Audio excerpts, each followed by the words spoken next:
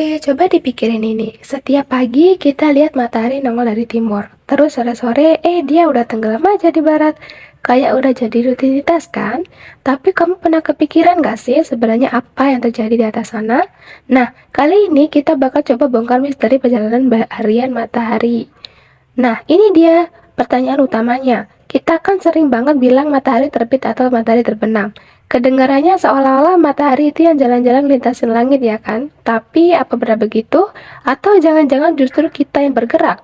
Biar ngerti, kita harus lihat gambaran besarnya dulu. Kita harus masuk ke panggung utama dari semua drama ini, yaitu tata surya kita. Karena disinilah semua jawaban berada.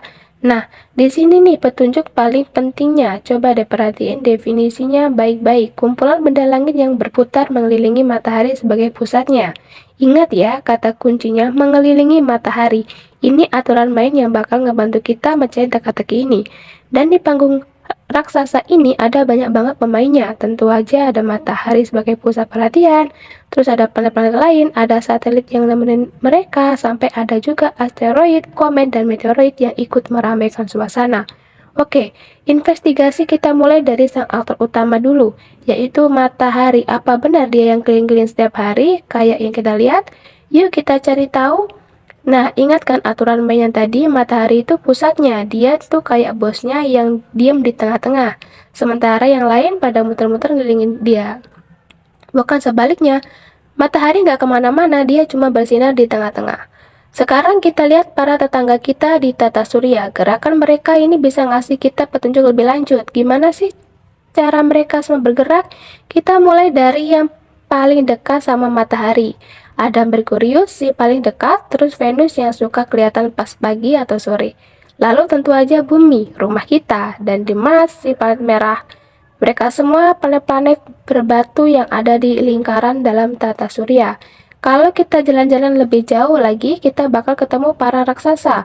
Ada Jupiter yang gedenya bukan main, Saturnus yang punya cincin super keren, terus ada Uranus dan Neptunus yang dingin banget di ujung sana.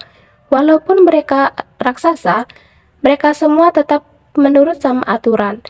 Ngelilingin matahari, bukan cuma planet, tapi ada juga yang namanya satelit. Gampangnya, mereka ini pengikut setiap planet. Contoh paling gampang ya bulan, yang selalu ngintilin bumi kemanapun bumi pergi mengelilingi matahari. Terus ada juga asteroid dan komet. Bedanya apa? Gampangnya gini, asteroid itu bongkahan batu angkasa, sedangkan komet itu bola salju kotor raksasa. Pas komet deketin matahari, esnya meleleh dan jadi ekor bercahaya yang keren banget. Dan yang terakhir, meteor.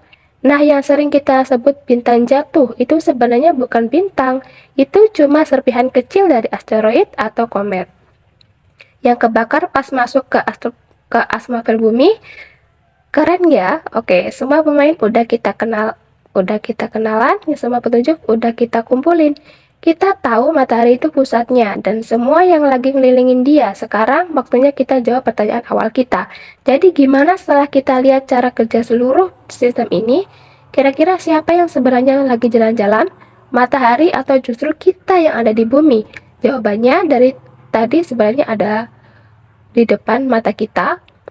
Di definisi paling dasar dari tata surya kita, kata kuncinya jelas banget, berputar mengelilingi matahari. Artinya matahari itu titik patokannya, yang lain yang bergerak, jadi misteri terpecahkan.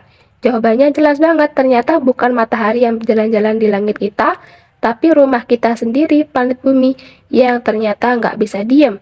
Yap, kita yang terus-terusan bergerak. Jadi, fenomena matahari terbit itu sebenarnya momen pas bumi berputar sampai sisi kita ini menghadap matahari.